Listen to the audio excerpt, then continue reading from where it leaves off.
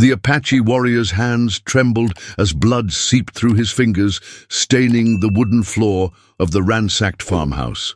He had come for vengeance, following the trail of his slaughtered brother, but the woman's whispered plea cut deeper than any blade.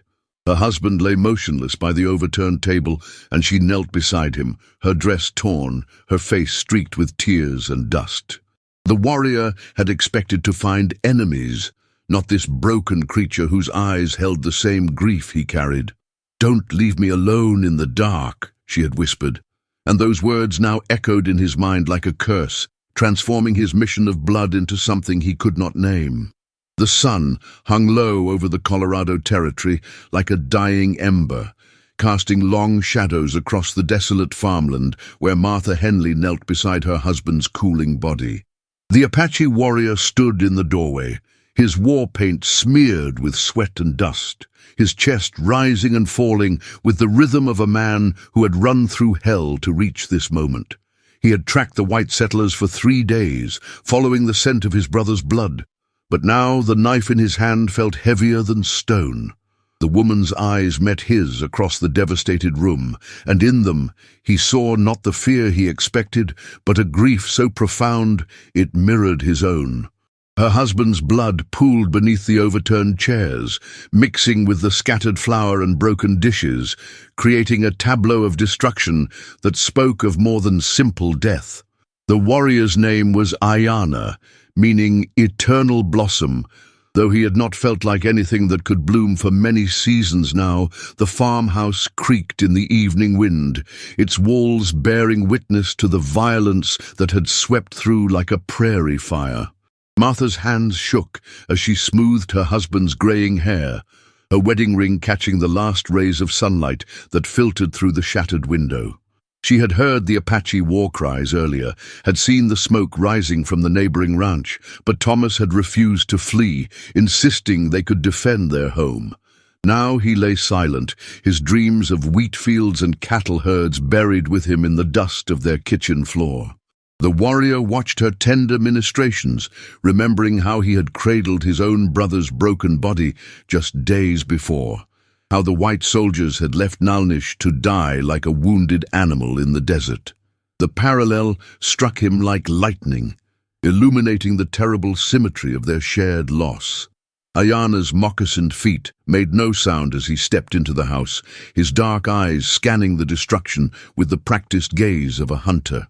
Broken pottery crunched beneath his weight, and the smell of spilled milk, mixed with the metallic tang of blood, created an atmosphere thick with tragedy.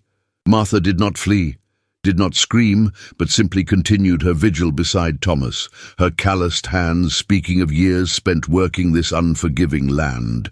The warrior had expected to find the killers of his brother here, had imagined the satisfaction of watching fear bloom in their eyes before he took his revenge. Instead, he found only this woman whose sorrow seemed to fill the room like smoke, choking him with its intensity. Her dress, once blue as a summer sky, was now stained with her husband's blood, and the sight of it made something twist painfully in the warrior's chest. The silence stretched between them like a taut bowstring, heavy with unspoken understanding and the weight of their respective griefs. Martha finally looked up, her green eyes red-rimmed but steady, and spoke the words that would haunt Ayana for the rest of his days. "Don't leave me alone in the dark." The plea was barely a whisper, but it carried the force of a thunderclap, shattering the warrior's certainty and leaving him adrift in a sea of confusion. He had come here to kill, to balance the scales of justice with white blood, but this woman's vulnerability stripped away his rage like wind eroding stone. The knife in his hand suddenly felt foreign, as if it belonged to someone else, someone who had never known the terrible intimacy of shared loss. Her words echoed in the growing darkness, transforming the farmhouse into a sacred space where enemies might become something else entirely. The evening shadows crept across the floor like reaching fingers, and Martha shivered despite the lingering heat of the day. She had not eaten since morning, had not thought of food or water or any of the small necessities of life since finding Thomas's body sprawled across their threshold. The Apache warrior remained motionless in the doorway, his bronze skin gleaming in the fading light, his face a mask of conflicting emotions. Martha could see the war paint on his cheeks, could smell the sage and smoke that clung to his buckskin clothing, but she felt no fear, only a bone-deep exhaustion that made her limbs feel like lead. The darkness was coming, and with it the terrible loneliness that would consume her if she faced it alone.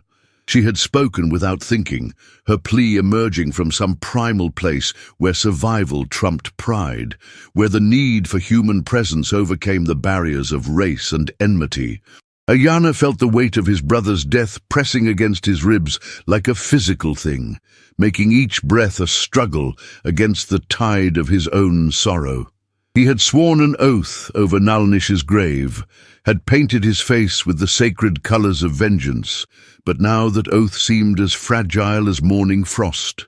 The woman's husband was clearly not one of the soldiers who had murdered his brother, was just another casualty in the endless cycle of violence that plagued this harsh land. The realization hit him like a blow to the stomach, leaving him gasping and uncertain, his carefully constructed plans crumbling like sandcastles before the tide. Martha's plea hung in the air between them, a bridge across the chasm of their differences, and Ayana found himself stepping forward despite every instinct that screamed for him to flee into the familiar darkness of the desert night. The first stars appeared in the purple sky as Ayana knelt beside the white woman, his movements careful and deliberate as a man approaching a wounded animal. Martha had not moved from her husband's side, her vigil as constant as the North Star, and the warrior found himself drawn to her steadfast devotion despite the voice in his head that whispered of betrayal and weakness. He set his knife aside, the blade catching the last glimmers of twilight before disappearing into shadow, and reached for the woolen blanket that lay crumpled near the overturned rocking chair. The gesture felt strange, foreign, as if his hands belonged to someone else, someone who had never learned to kill with silent efficiency. Martha watched him through her tears, her eyes reflecting a gratitude so profound it made his chest ache with an emotion he could not name. The blanket settled over Thomas's still form like a shroud, and with it came a silence so complete it seemed to swallow the very air around them. The farmhouse groaned and settled as the temperature dropped, its wooden bones contracting with the familiar rhythm of prairie nights. Martha finally rose from her knees, her legs unsteady after hours of kneeling, and Ayana instinctively reached out to steady her, his bronze hand closing around her pale wrist with surprising gentleness. The contact sent a shock through both of them, a recognition that transcended the boundaries of their separate worlds, and for a moment they stood frozen in that touch, two souls united by grief and the approaching darkness. Martha's skin was soft, despite the calluses earned through years of farm work, and the warrior found himself remembering his mother's hands, how they had felt when she comforted him after his first hunt, after his first taste of death. The memory brought fresh pain, another layer to the complex tapestry of loss that seemed to define his existence, but also something else, a reminder of tenderness in a world grown hard and unforgiving. The kitchen held the lingering sense of the interrupted evening meal, bread dough left to rise in a wooden bowl, coffee growing cold in tin cups, the domestic rhythms of a life now shattered beyond repair. Ayana moved through the space with the fluid grace of a predator, but his purpose had shifted from destruction to something approaching protection, though he could not yet name this transformation. Martha lit a kerosene lamp with shaking hands, the flame casting dancing shadows on the walls and illuminating the full extent of the destruction that had visited her home. Broken dishes lay scattered like fallen leaves, furniture overturned in the violence of Thomas's final moments, and everywhere the evidence of a life built with love and patience, now reduced to chaos. The warrior watched her survey the damage, saw how her shoulders sagged with the weight of it all, and felt an unexpected urge to gather the pieces, to somehow restore order to this small corner of a disordered world. Martha moved to the window and drew the curtains closed, shutting out the vast darkness of the prairie that stretched endlessly in all directions. The simple act seemed to create a sanctuary within the farmhouse, a pocket of warmth and light in the midst of the surrounding void, and Ayana found himself grateful for the barrier between them and the night. He had always been comfortable in darkness, had used it as an ally in countless raids and hunts, but tonight it felt different, threatening in a way that had nothing to do with physical danger. The woman's presence changed everything, made him acutely aware of his own solitude, of the years he had spent moving through the world like a ghost, touching nothing, belonging nowhere. Martha turned from the window, and their eyes met across the lamplight, and in that moment something passed between them that neither could have explained, an understanding that went deeper than words, deeper than the surface differences that should have made them enemies. The silence that followed was not empty but full, pregnant with possibilities that neither dared to voice. Martha began to move through the kitchen with automatic precision, her hands finding familiar tasks even in the midst of her grief, righting an overturned chair, sweeping broken crockery into a pile, restoring small pieces of order to the chaos. Ayana watched her work, mesmerized by the quiet dignity of her movements, the way she refused to surrender to despair even in the face of overwhelming loss. He had expected white women to be weak, fragile creatures who would collapse at the first sign of hardship, but Martha moved with the steady strength of someone who had faced adversity before and survived.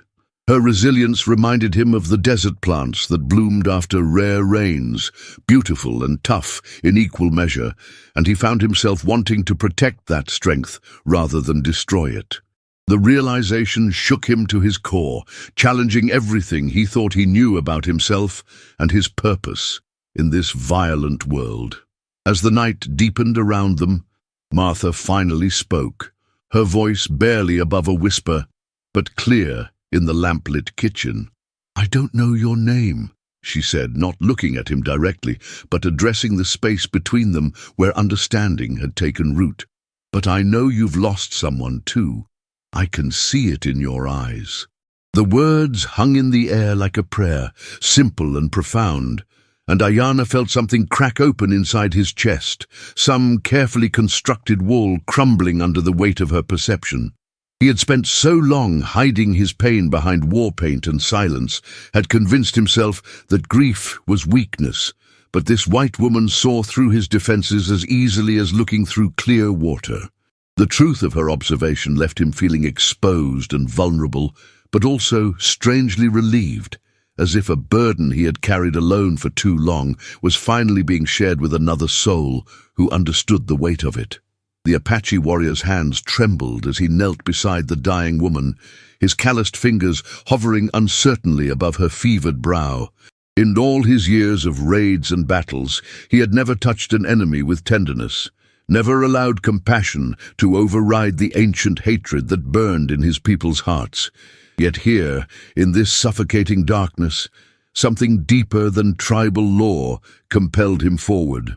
Her skin felt like parchment beneath his palm, hot and fragile, and he could feel the life ebbing from her with each labored breath. The irony was not lost on him. He who had taken so many lives was now desperately trying to preserve one that should have meant nothing to him. Martha's eyes fluttered open at his touch, and for a moment confusion clouded her gaze before recognition dawned. She should have been terrified, should have screamed or tried to pull away, but instead she felt only a profound gratitude that someone, anyone, was there to witness her final moments. The fever had stripped away her capacity for fear, leaving only the raw human need for connection in the face of death. I thought I would die alone," she whispered, her voice barely audible above the wind that rattled the cabin walls. Her words hung in the air between them like a bridge spanning an impossible chasm. The warrior's jaw clenched as memories of his own losses flooded back, his wife's face as the soldiers' bullets found their mark, his children's cries echoing across the burning village. He had sworn vengeance on all white settlers, had painted his face with their blood, and felt righteous in his hatred. But this woman's suffering mirrored his own so perfectly that the walls of his rage began to crack and crumble.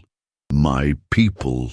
They would call me traitor, he said, his English halting but clear, each word a betrayal of everything he had been taught to believe. The admission felt like tearing open an old wound, but somehow necessary. Martha's hand found his wrist with surprising strength, her fingers wrapping around the leather bracelet that marked him as a warrior of the Chiricahua. She had seen such ornaments before, usually stained with the blood of her neighbors, but now it seemed only a symbol of shared humanity. "We are all traitors to something," she managed, her breath coming in short gasps that spoke of lungs filling with fluid and time running short. The words carried the weight of her own betrayals, to her dead husband's memory, to the expectations of her community, to the simple desire to hate those who had taken everything from her. Outside, the storm intensified, driving rain against the windows with increasing fury, as if nature itself was protesting this unlikely alliance between sworn enemies. The warrior rose and moved to the fireplace, his movements careful and deliberate as he coaxed the dying embers back to life. The flames cast dancing shadows on the walls, transforming the humble cabin into something almost sacred, a sanctuary where the rules of the outside world held no sway. He had not spoken his own name in the white man's tongue for years, but now he felt compelled to offer this dying woman the gift of his identity. "I am called Nalnish," he said, the syllables falling like stones into still water. The fire's warmth began to push back the oppressive darkness, and Martha felt a strange peace settle over her despite the pain that racked her body. She had expected to meet her maker with bitterness and regret, but instead she found herself grateful for this unexpected grace, to die not as an enemy, but as a human being worthy of compassion.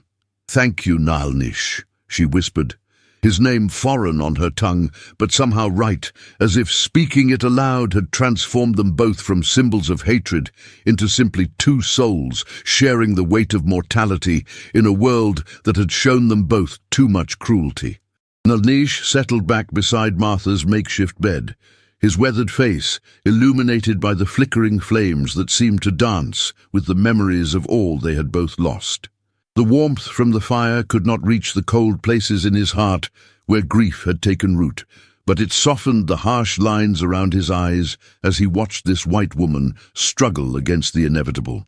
He had killed her kind without mercy, had felt satisfaction in their screams, yet now he found himself hoping desperately that her suffering would ease.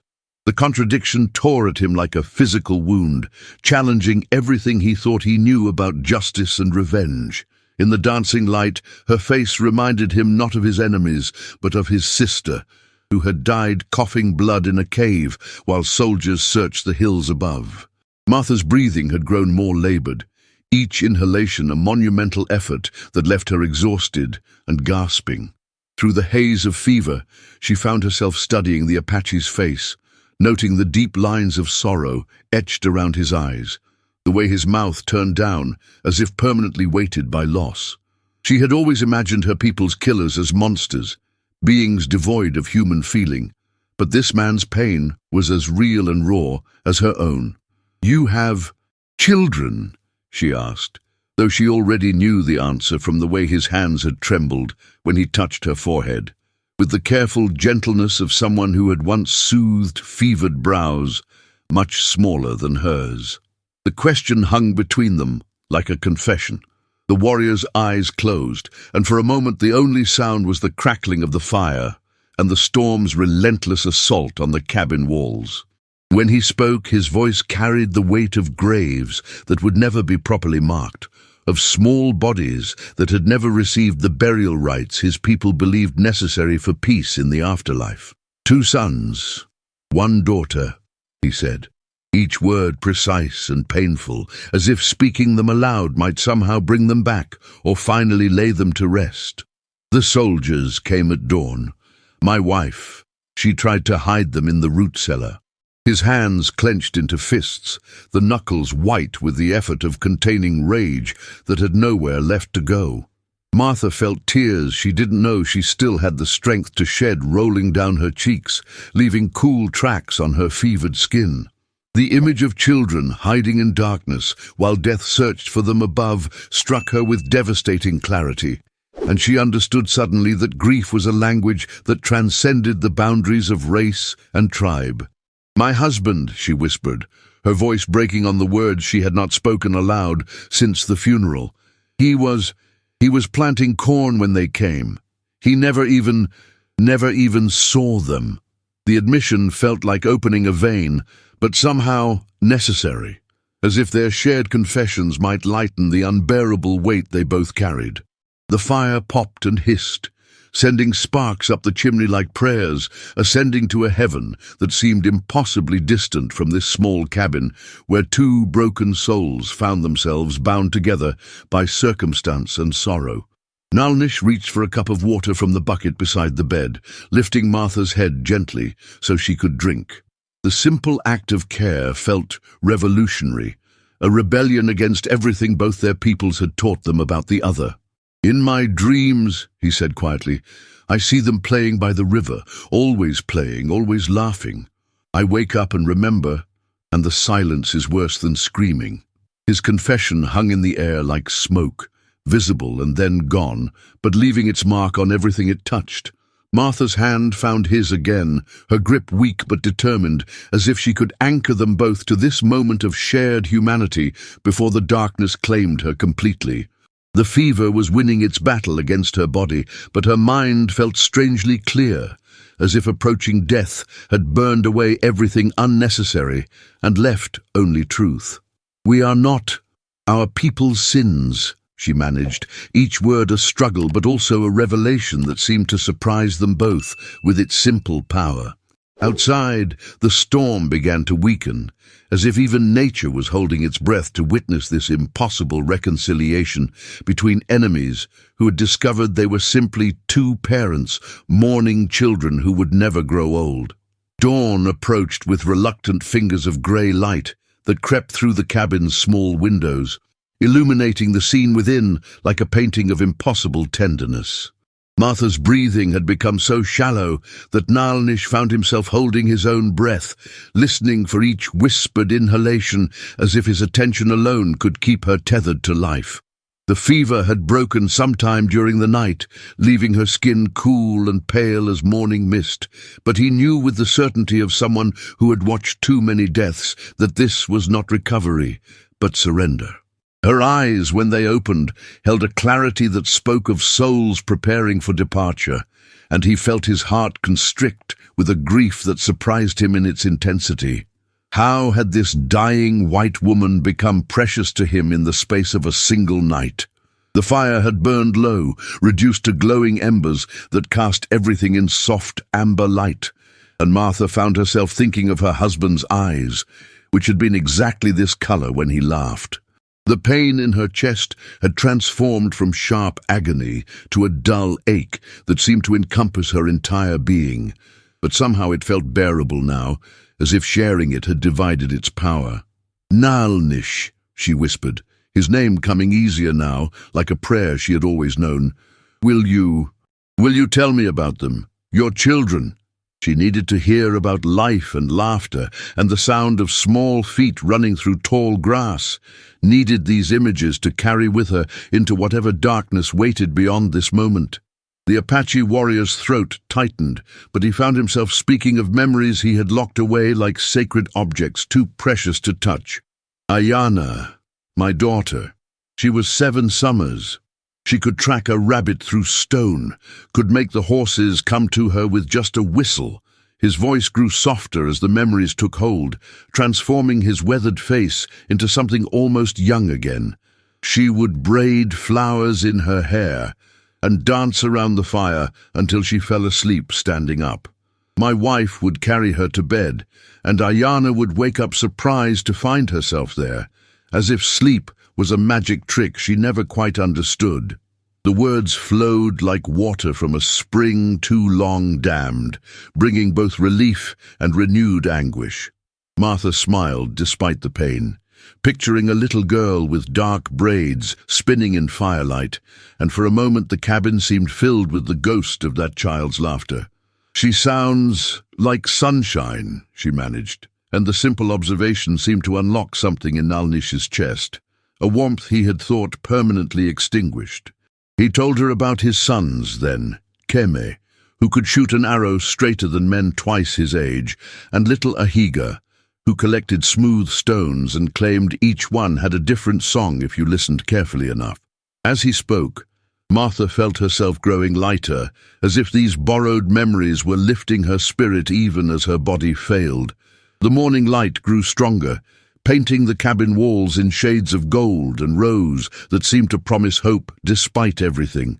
Martha's hand had grown cold in his, but her grip remained steady, as if she was determined to hold on until she had given him something in return for his gift of memories. "Promise me," she whispered, her voice barely audible but carrying the weight of a dying woman's final wish. "Promise me you will remember that we are more than our hatred, that love is stronger than revenge." "Doom."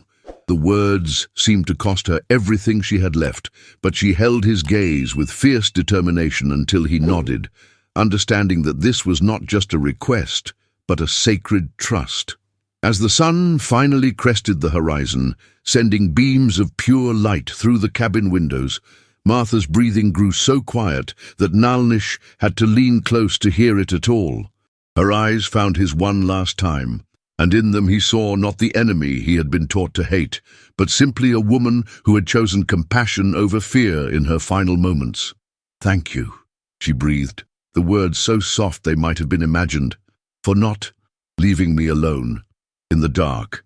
Her hand relaxed in his, and the silence that followed was not the terrible emptiness he had expected, but something almost peaceful, as if her spirit had simply stepped from one room into another, leaving behind only the echo of grace. Nalnish sat with her body as the morning light filled the cabin completely, transforming the humble space into something cathedral-like in its quiet dignity. He had come here seeking shelter from a storm, and found instead a revelation that would change the very foundation of his understanding about enemies and forgiveness. When he finally rose to leave, he placed a single eagle feather on her chest, a warrior's tribute to courage, and whispered a prayer in his own language for the safe journey of her spirit.